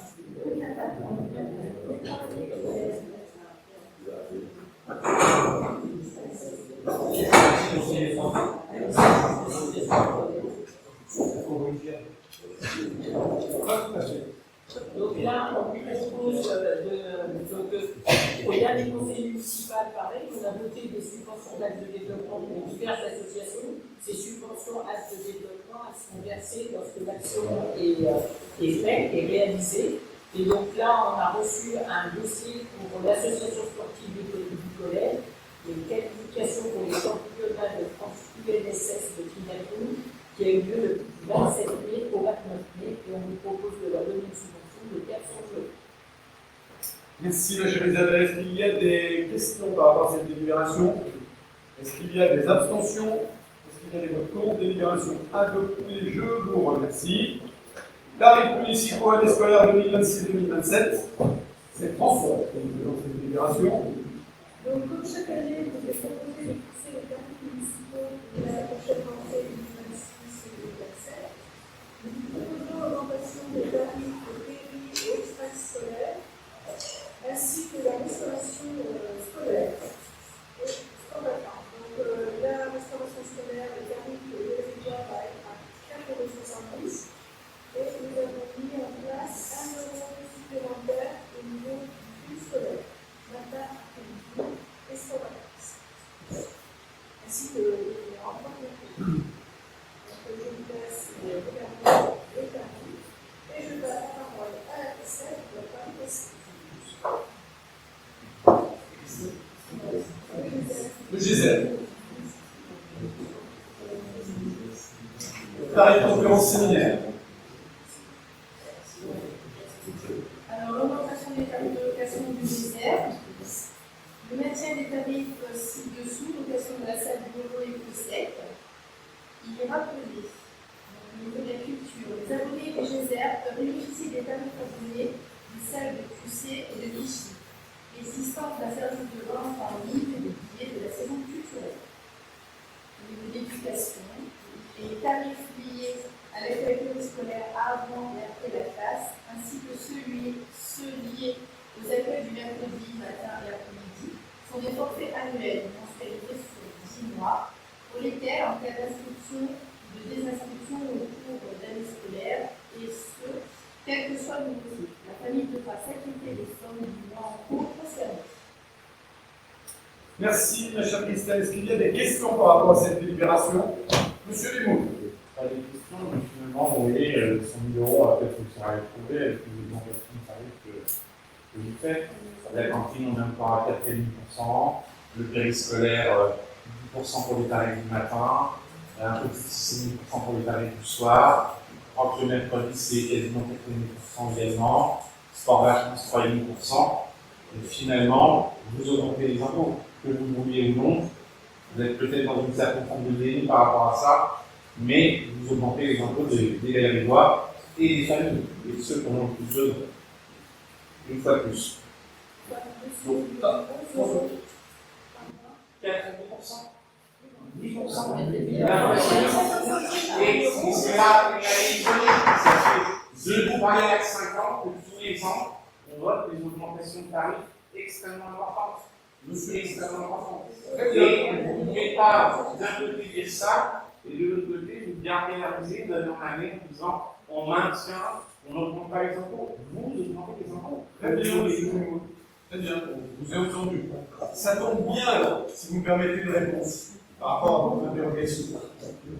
Hier, avant-hier, vous et vos collègues, vous nous disiez à longueur de conseil qu'il fallait augmenter les impôts, qu'il fallait augmenter, les impôts. Je vous le défie de m'entendre dire, vous me sortez. On trouvera les vidéos, vous inquiétez pas, donc je les ai trouvées quand vous aviez affirmé que j'avais dit un certain. Monsieur Limoux, je vous ai écouté, vous m'écoutez. Non, je ne vous mets pas en cause personnellement. Je vous ai dit, et je vous trouverai les vidéos, puisque vous aviez fait des affirmations à une période sur le fait que j'avais dit un certain nombre de choses concernant les personnes RSA, qui est totalement fausse. Totalement fausse. Donc, il y a un moment, là aussi, on a de la chance que le conseil municipal soit enregistré. Vous nous préconisiez, avec vos collègues, et on peut retrouver la vidéo, qu'il fallait augmenter, certes de façon modérée, mais il fallait augmenter les impôts. Vous l'avez dit. Donc, il y a un moment, on les retrouvera, pas de débat. Vous savez tout est enregistré. En ce qui concerne les repas de la cantine, vous savez, moi, il y a une grosse différence, c'est que j'ai jamais avancé la cible. Moi, quand j'ai fait la campagne électorale, quand on a parlé à un moment de notre nouveau dispositif sur les cantines, avec la cuisine centrale, j'avais alerté les familles sur les tarifs qui allaient s'imposer à nous, parce que nous avions choisi d'avoir une cuisine de très grande qualité. Eh bien, aujourd'hui, les gens ne sont pas dupes, et croyez-moi qu'on a fait beaucoup de consultations avec Françoise, et tenez-vous bien, monsieur Limoux, nous n'avons jamais entendu une seule objection sur le fait que les tarifs de la cantine seront à 5 €, voire plus, en fonction des surcoûts que nous aurons sur les matières premières. Je vous rappelle, de l'autre côté, que nous avons à cœur de soutenir une population en particulier, la population de celles et ceux qui n'ont pas le choix de consommer les services publics de la collectivité en matière de cantine et en matière d'accueil périscolaire. Les travailleurs modestes. Aujourd'hui, l'aide sur les cantines pour les travailleurs modestes est de 2,40 €, ce qui ramène le repas pour nos travailleurs modestes à 2,60 €. Donc vous voyez que nous sommes, encore une fois, sur des tarifs qui sont très raisonnables. Vous ne pouvez pas simplement alimenter des augmentations et des augmentations. Il n'empêche que, dans le monde dans lequel on vit, il y avait celles et ceux qui voulaient faire croire que les collectivités pouvaient tout prendre en charge et alors augmenter la fiscalité, et puis celles et ceux qui, à un moment, de façon raisonnable, font ce qu'il faut, et je dis bien de façon raisonnable, et c'était tout le message que voulait faire entendre Françoise, que l'augmentation reste très modérée. C'est une stratégie. Le repas, pourquoi le repas de la cantine augmente? Parce que nous avons plus de 80% de produits bio qui sont servis à nos enfants. Ou les producteurs locaux.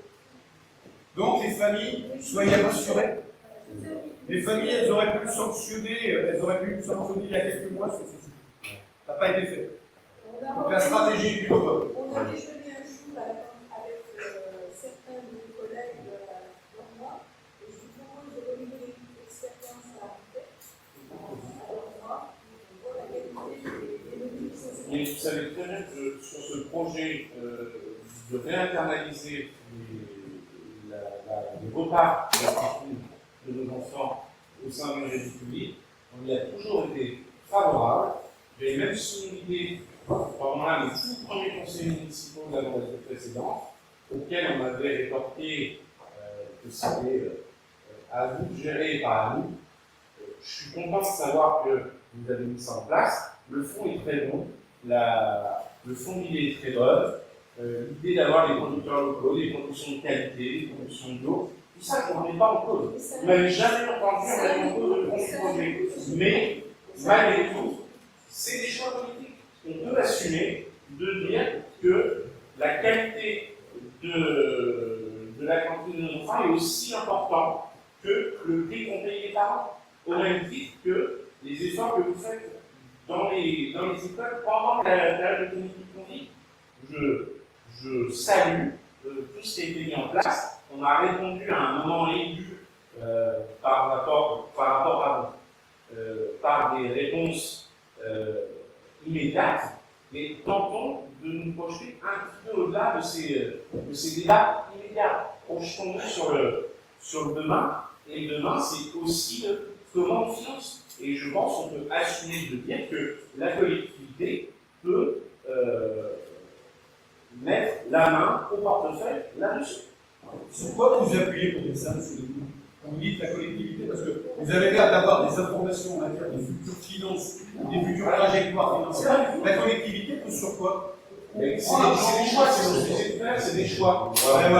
Voilà. Mais je sais très bien que c'est pas le choix. C'est des choix stratégiques que nous faisons. Et encore une fois, les choix que nous faisons à un moment sont les bons. Je pense qu'ils sont les bons. D'ailleurs, la preuve, c'est la confiance qu'on nous a renouvelée sur ces choix. Je n'ai jamais avancé masqué sur le sujet de la cantine. J'ai toujours été très clair. Et encore une fois, n'oubliez pas dans votre équation que nous accompagnons avec une très grande vigilance et avec une priorité absolue les femmes et les hommes qui travaillent et qu'on considère aujourd'hui comme des travailleurs modestes. Celles-ci sont parfaitement bien accompagnées dans notre collectivité. Merci. Je ne pense pas que vous ayez été très transparent dans la campagne, en fait, vous aviez augmenté les tarifs municipaux de cette ampleur-là, mais on pourra vérifier. En tout cas, c'était moins mis en avant que d'autres engagements, on verra tout à l'heure. Moi, j'ai deux questions. La première, c'est que vous parlez effectivement de manière répétée et détaillée de ce que vous appelez le travail en cours, qui n'est pas une politique que de vous, hein, c'est une politique régionale. Non, c'est une politique d'Alex. Oui, c'est possible aussi, c'est une politique générale. Moi, des exemples pour face période. Je peux vous donner, mais c'est pas le sujet de ma question. C'est Laurent Wauquiez dit exactement la même chose, depuis exactement la même chose, ça n'est pas. C'est normal. Oui, je sais, donc c'est une politique un peu plus large. Donc, ça n'est pas surprenant et c'est très bien. C'est ce que vous faites et on n'est pas d'accord là-dessus. Vous le savez. Sauf que ça pose quand même la question, deux sujets quand même sur lesquels il faut réagir, on ne peut pas juste vous laisser sans contradictoire. La première, c'est que vous dites qu'il n'y a jamais aucune personne qui ait pu se plaindre des tarifs. Malheureusement, on n'a pas les mêmes oreilles, et je pense qu'il y a un certain nombre de gens qui subissent ça, et une augmentation de 5, 8, 10, 12, 15% sur les années précédentes sur certains tarifs, bien au-delà de l'inflation. Et le problème, c'est pas de se dire c'est que 15%, c'est que 15 centimes, c'est que 20 centimes, mais fois le nombre de jours, fois le nombre d'enfants, ça fait, et fois le nombre d'années, ça fait des prix importants, ça vous ne pouvez pas éliminer, je pense, et que ça pèse effectivement sur ceux qui ont des revenus les plus modestes, et je ne vous entends jamais parler, ou alors plutôt en mal. Je parle sur la polémique du RSA, mais des vidéos par elles-mêmes, des personnes qui ne sont pas ce que vous avez des travailleurs pauvres, qui sont des personnes qui ne travaillent pas tout court. Et pas que ce soit par choix ou pas par choix. Là, on a un désaccord, peu importe. Ces gens-là méritent d'être accompagnés, parce qu'ils ont des revenus encore plus faibles. Ce qui nous permet de poser la question aux équipes ici et au CCAS. Le CCAS va-t-il prendre proportionnellement des mesures d'aide à la hauteur des augmentations, ou les aides du CCAS vont-elles rester stables malgré les augmentations? Alors moi, je peux répondre d'une façon très simple, et de toute façon, c'est une politique qui est complètement partagée. Aujourd'hui, on considère que nous vivons dans un pays, la France accompagne, la France ne laisse personne au bord de la route. Personne. Et d'ailleurs, c'est un débat que nous avions eu. Rappelez-vous, quand on a parlé à un moment de cette politique et de cette stratégie d'accompagner les travailleurs pauvres, on avait pris un certain nombre d'éléments, et notamment sur les familles, comme vous dites, dont les gens ne travaillent pas, et on avait mis en face l'aide sociale portée par ce beau pays qu'est la France. Personne ne se greffe au bord de la route. Et j'aurais même tendance à dire, vous savez quoi, et cette réflexion, je l'ai entendue de la part de gens qui ont beaucoup plus de bon sens qu'on peut en avoir parfois en politique, qui me disaient, mais oui, au fond, le jour où on aura un boulot, eh bien nous, on sera accompagnés comme ça aussi.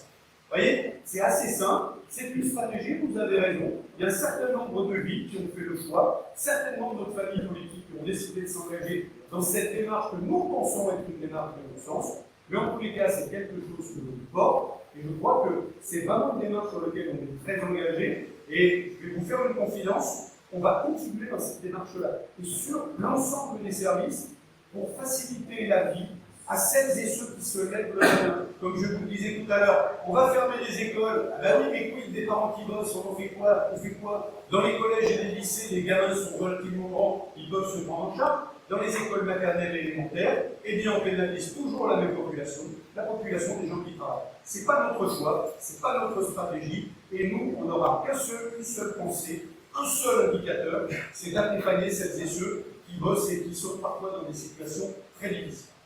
On peut se mettre d'accord pour dire qu'on aurait aimé que vous parliez de tous ceux qui sont en précarité et pas que ceux qui travaillent, parce que ceux qui n'ont pas de travail n'ont pas de Je vous ai dit, M. Grèce, que vous n'avez pas voulu l'entendre, il y a des dispositifs et de très larges dispositifs d'État pour accompagner. Prenez votre téléphone, vous allez faire des recherches sur Internet, et vous allez voir que nous sommes dans un pays extraordinaire. Ce pays ne laisse personne au bord de la route, ce pays est un pays accompagnant. Est-ce que vous pouvez peut-être répondre à ma question sur le CCAS et l'augmentation proportionnelle des aides On vous l'a dit, les aides aujourd'hui sont de 2,40 € pour laquelle il n'y aura pas de modification. D'accord, comment l'augmentation de l'aide du CCAS? On accompagnera toujours, on a mis en place un dispositif sur les 3 catégories CAF, 0,500, 500 000 et au-delà de 1000. Ça ne répond pas à la question, pardon. Ça répond pas à la question. Ah, si, ça répond à votre Non, question. ma question c'est, vous demandez les tarifs municipaux, est-ce que l'aide du CCAS augmente proportionnellement? Ils ont été augmentés, François, ils avaient augmenté avant. Ben oui, mais les tarifs avaient aussi augmenté avant.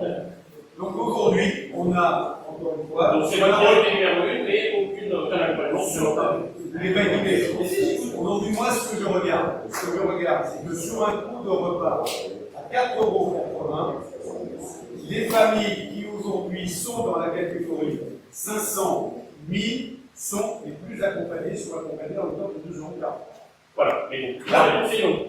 On vous l'a dit, non? Voilà. Non, mais la question vous dites. On l'a déjà dit lors de la commission. Mais le conseil a transmis, donc tout le monde peut savoir que vous n'augmentez pas les aides, c'est votre priorité numéro 1, et vous augmentez les tarifs sans augmenter proportionnellement les aides.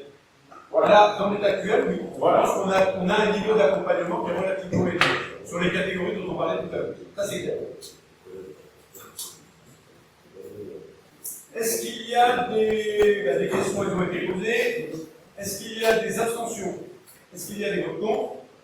2 votes contre. 3, pardon. Délibération adoptée. Je vous remercie. Question suivante. Convention de reversement de la compensation de service public à la petite enfance.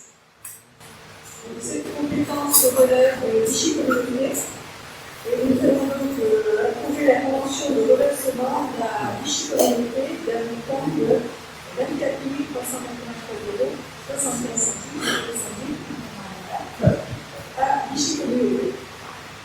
Ça concerne la part petite enfance. Merci Françoise. Est-ce qu'il y a des questions par rapport à cette délibération? Est-ce qu'il y a des abstentions? Est-ce qu'il y a des votes contre? Délibération adoptée à l'unanimité. Merci. École maternelle Jean Zé, projet pédagogique d'une fresque participative de la Sacré-Cœur. Donc, la dernière fois en commission, vous avez fait passer le visuel de la future fresque poubelle de à Jean Zé. c'est l'artiste Sosette qui est à l'origine de cette presse, la métropole. Et la participation de la commune s'élève à 1500 €. Une participation de la coopérative à hauteur de 2500 €.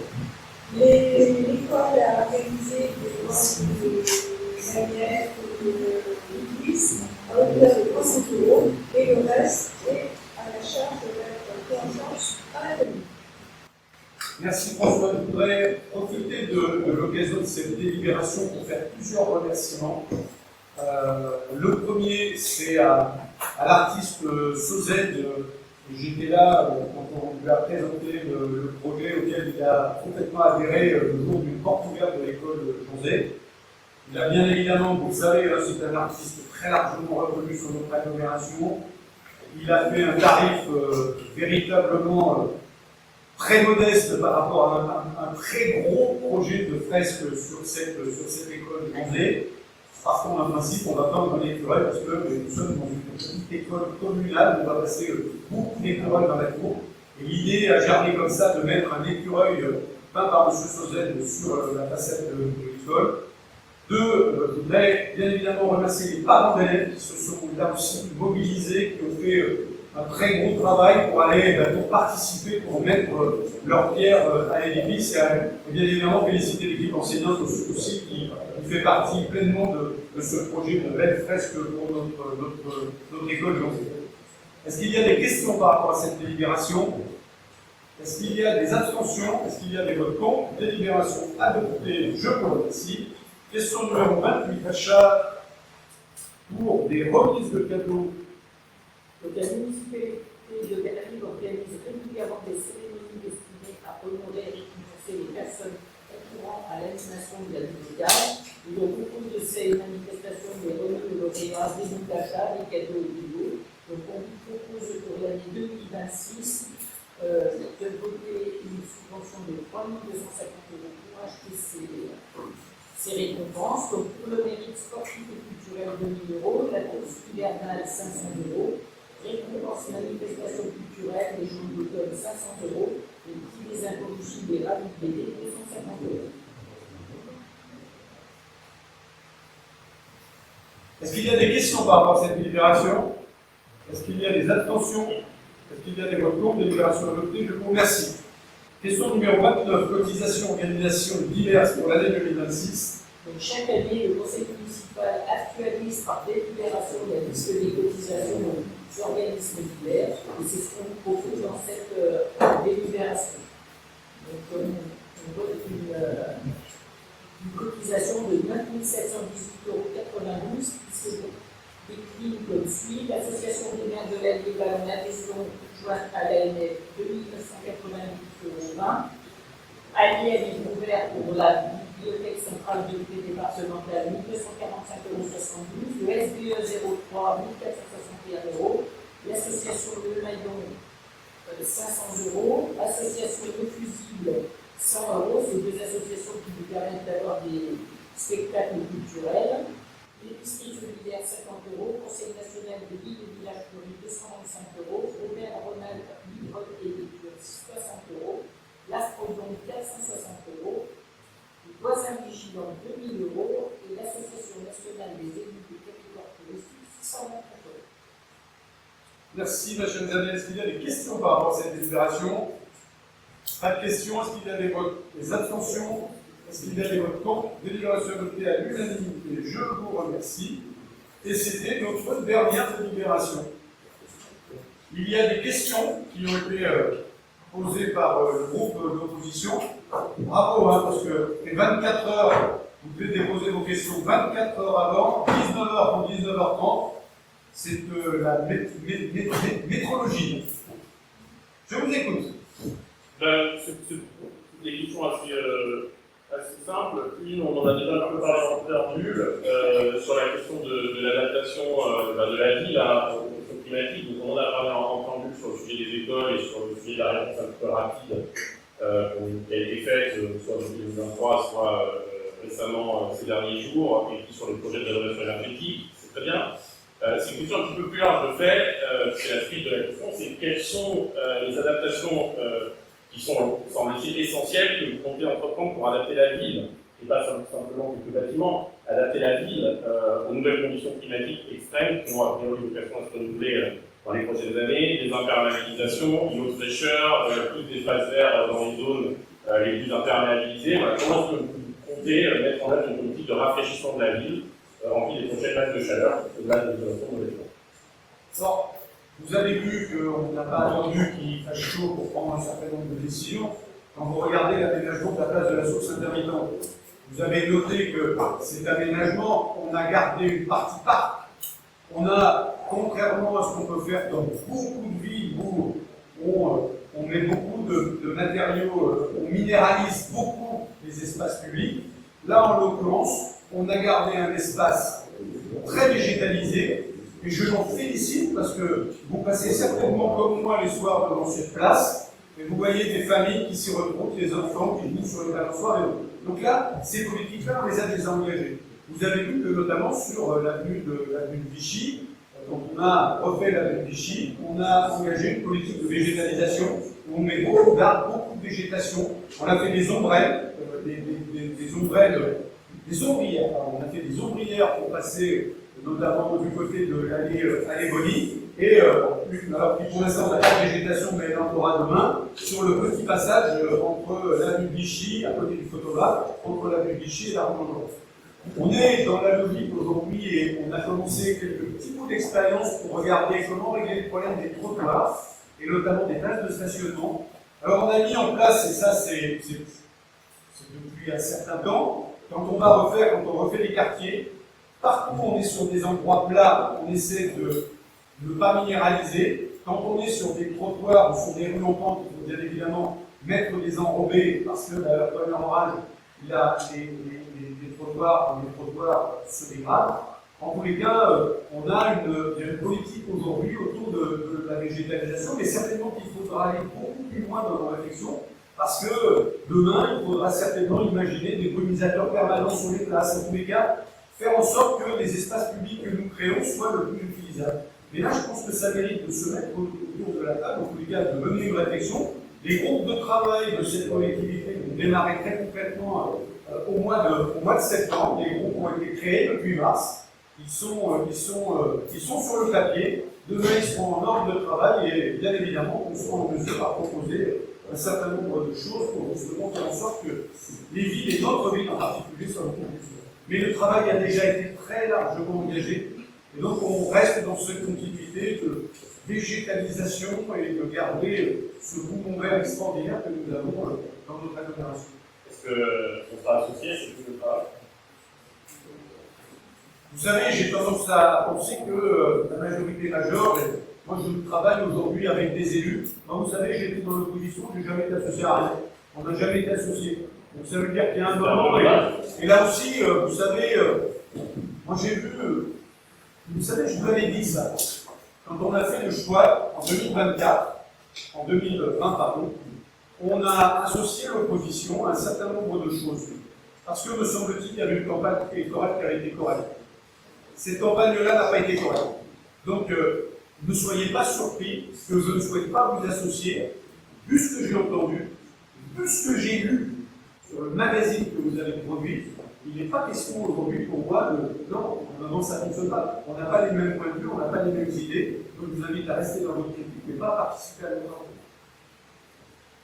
C'est toujours difficile de dire qu'on ne propose pas si on n'est pas associé. Parce que ça fait partie des critiques que vous avez faites à notre égard. Deuxième question, merci pour la réponse. Deuxième question relative à votre engagement, vous parlez de la campagne, de créer une brasserie dans les anciens locaux de la trésorerie. Vous indiquez, nous l'avons lu dans l'édito du dernier magazine concernant ce projet, que le porteur de projet a finalement décidé de se retirer. Et que donc cette situation conduit à prolonger le calendrier, à relancer un appel à projet. Et pourtant, dans la presse, pendant la campagne, vous aviez dit que l'ouverture était à votre palmarès, c'était cité comme tel, en tout cas par la presse, et vous indiquiez que l'ouverture était prévue pour fin 2026, début 2027, donc un projet présenté comme bien engagé, bien sérieux. Et dans votre programme officiel, vous indiquez aussi, je vous cite, nous avons travaillé main dans la main avec un porteur de projet qui va acquérir le bâtiment pour créer un restaurant de type brasserie. Donc, on aimerait avoir une clarification sur 3 éléments. Le premier, sur la question du terrain, on a noté le principe de la cession de ce terrain et quelques conseils. Savoir Décembre 2025. exactement, savoir s'il a été effectivement vendu ou non, première question. Deuxième question, pourquoi le porteur a-t-il retiré sa main, lui qui avait travaillé main dans la main avec vous? Et puis troisième question, puisqu'on est dans l'enceinte du débat politique, est-ce que vous n'avez pas le sentiment d'avoir menti aux Belgiquois en leur promettant cette brasserie alors que le projet était bien loin d'être aussi avancé que ce que vous l'avez dit? Monsieur Greg, il y a toujours une différence fondamentale entre vous et nous. C'est que vous ne comprenez absolument rien au monde des affaires. Quand je vous dis rien, c'est rien. On a signé en décembre 2025 l'idée que je pouvais signer pour autant avec un porteur de projet. Et vous ne le savez peut-être pas, mais je vais prendre le temps de vous l'expliquer. Quand on est porteur de projet, eh bien, il faut au préalable passer par des banques. Il faut faire des études sur le bâtiment qu'on va acheter. Il faut faire tout un tas de travail. Et qu'on ne peut faire qu'à partir du moment où, en décembre 2025, on avait validé quelque chose en soi. Et ce porteur de projet, mais vous savez, il y a plein d'affaires qui étaient très engagées. Et d'ailleurs, je ne sais pas si les derrière son écran ce soir, mais il se reconnaîtra. J'avais un des anciens adjoints qui me disait les affaires, c'est très fluctuant. Et en fait, ça n'est valable qu'à partir du moment où on fait l'inauguration d'ouverture. Parce qu'il y a tellement d'aléas qui peuvent se passer sur le portage de notre projet que malheureusement, il y a des choses que l'on ne maîtrise pas. Oui, nous étions en étroite collaboration avec un porteur de projet belgiquois, qui a d'ailleurs été cité sur la délibération que nous avons passée. Et je ne me permettrai pas, dans un conseil municipal, de divulguer à qui que ce soit les raisons qui ont fait qu'il ne pouvait pas confirmer ce projet. Donc encore une fois, les affaires sont les affaires. Moi j'ai rencontré depuis un certain nombre de professionnels, parce que je vous le confirme bien, l'idée c'est de faire une brasserie. Donc il n'y a pas de mensonge par rapport au Belgiquois. Et tant que je serai maire, on portera le projet de faire une brasserie là-bas. Donc il y aura bien une brasserie. Là effectivement, manque d'exactitude, c'est que par rapport à l'engagement de notre projet, et en accord avec le porteur de projet, on s'était donné un double tempo. Vous voyez, l'ouverture du kiosque devait se faire cet été. Il devait porter l'ouverture du kiosque parce que je vous rappelle que nous avions prévu de lier le kiosque de la place de la Source intermittente avec cette brasserie. Les affaires sont les affaires. Ça s'est pas fait, mais je suis assez rassuré sur la dynamique économique de notre ville. Nous avons inauguré le lancement officiel de l'association des commerçants et je me félicite, contrairement aux années précédentes, depuis 2014, où nous avions pléthore de commerces à l'abandon et vide d'Ambéry. Aujourd'hui, il n'y a plus un commerce de livres d'Ambéry. Il y en a un qui est à Luchy et qui est sur le point de trouver acquéreur. Et celui qui est à côté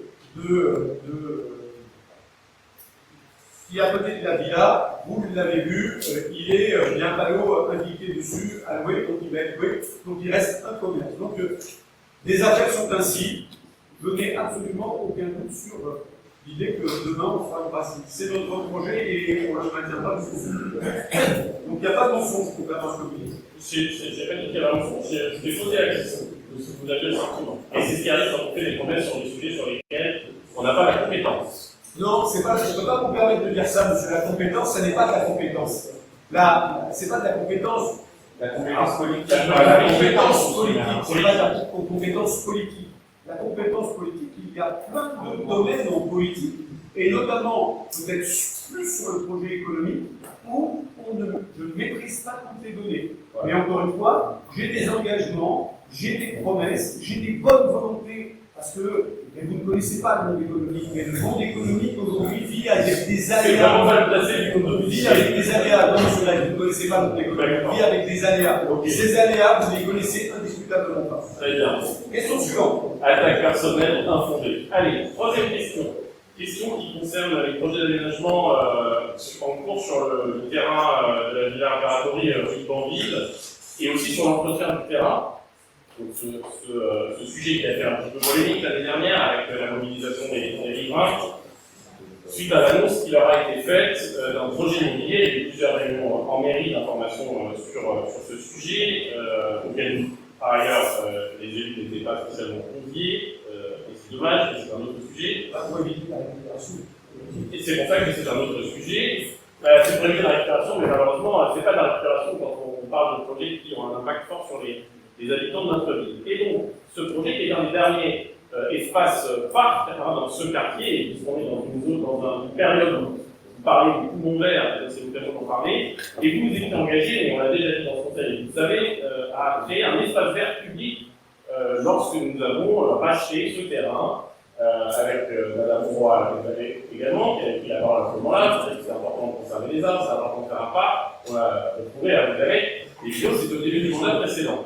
Donc vous nous avez proposé de racheter ce terrain pour y faire un grand parc, et c'est une bonne chose, c'était une bonne chose, il a été fermé depuis plus de 6 ans après son acquisition. La question est assez simple, où en sont les projets sur ce terrain? Quand est-ce qu'on va pouvoir l'ouvrir aux Berlinois sous forme de parc? Puisque c'était l'engagement, est-ce que ce projet est revu pour en faire un projet immobilier, oui ou non? Et comment est-ce que cela, si c'est le cas, pour faire un projet immobilier, comment est-ce que cela a un sens sur les besoins qu'on voit particulièrement vite aujourd'hui d'avoir des congrès dans la ville? Bien. Alors, premier élément de réponse, on a vu les riverains pour expliquer que nous allions faire un programme de projet immobilier, parce que au-delà de vouloir garder les parcs, nous avons des projets dans cette agglomération. Eh oui, nous sommes une agglomération depuis 10 ans dynamique, avec des projets économiques. Et forcément, derrière les projets économiques, vous le voyez bien, les territoires attractifs attirent les habitants. Et quand on attire des habitants, la logique, c'est de les loger. Et vous savez qu'il y a un certain nombre de grands projets qui sont en train de se dessiner sur notre territoire. Vous avez, comme je vous l'ai dit tout à l'heure, vous avez étudié mon programme et vous avez vu qu'il y a une page qui est dédiée au développement des logements dans Berry. Et pour 2 catégories d'habitants, celles et ceux qui travaillent, parce que là aussi, c'est une obsession, mais demain, si on a des usines à faire tourner, M. Grèze, il faut que les employés de ces usines habitent à côté de nos usines, et je pense notamment en particulier à la zone Pertuis.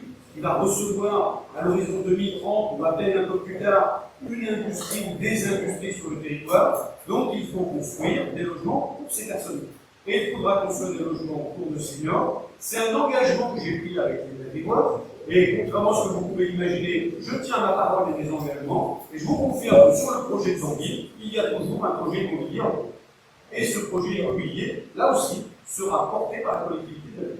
Ça ne sera pas un pas, vous l'avez dit avant les élections, je l'ai expliqué pendant la campagne, et ce sera la réalité à la sortie dans le cadre de l'aménagement que nous avons prévu, l'aménagement en matière d'urbanisme pour notre collectivité. Nous allons, M. Grèze, créer des logements parce que nous voulons, nous, une vie qui se développe, et pas une vie moribonde comme on l'a trouvé en 2013. La question n'est pas de créer des logements, c'est très bien de créer des logements. La question c'est est-ce que cet endroit est un endroit adapté pour le faire, étant entendu que c'est un des seuls espaces verts de la zone. 77,5%. C'est tellement ridicule. 77. Les gens, le projet, j'ai pas avancé caché là-dedans. J'ai dit ce que Sur Vélizy, vous avez dit dans mon conseil, avant les élections, il n'y avait pas de projet avant. Attention, que ça n'était pas un sujet. J'ai dit, Pardon, vous nous avez dit ça. avant quoi? Le conseil, juste avant les élections, vous nous avez dit, on ne parle pas d'envie, ça n'est pas un sujet. Mais c'était, encore une fois, vous arrivez des fois dans les conseils municipaux, vous abordez des sujets qui n'ont rien à voir avec le conseil. Donc là, encore une fois, vous avez vu, M. Grèze, pas sûr, vous avez assisté à quelques réunions, en tous les cas, des gens que vous connaissez très bien, vous saviez parfaitement bien ce qui se passait dans ces réunions. Avant la campagne électorale, j'ai présenté le projet Corville. Avant la campagne électorale, on a reçu les gens ici, on enverrait l'agenda des réunions si vous avez envie. Donc on n'a jamais avancé caché là-dessus. J'ai expliqué ce que j'allais faire, on a entendu les riverains, on a écouté les riverains, et à un moment, pas tous, on se rend compte. Encore une fois, vous voyez, quand vous dites c'est ridicule, je vous ramène le résultat. Si les gens n'étaient pas d'accord, à un moment, Oui, la rue Bangui ne représente pas 100% des on est bien d'accord, on est bien d'accord, monsieur. Mais encore une fois, il y a une stratégie qui a été été choisie par l'équipe municipale. Cette stratégie elle a été plébiscitée par les habitants. Donc je vous le confirme, les deux dans les jeux, il y aura bien un projet immobilier dans le parc de Bondy. C'est clair. Est-ce que vous avez une autre question? Vous avez une idée, je crois. On avait pas on répond de plus, merci. Très bien. Merci. Je vous remercie, je vous souhaite à toutes et à tous une très bonne soirée. Je vous souhaite à toutes et à tous, bien évidemment, aussi de très bonnes vacances, puisque nous allons rentrer dans la période estivale.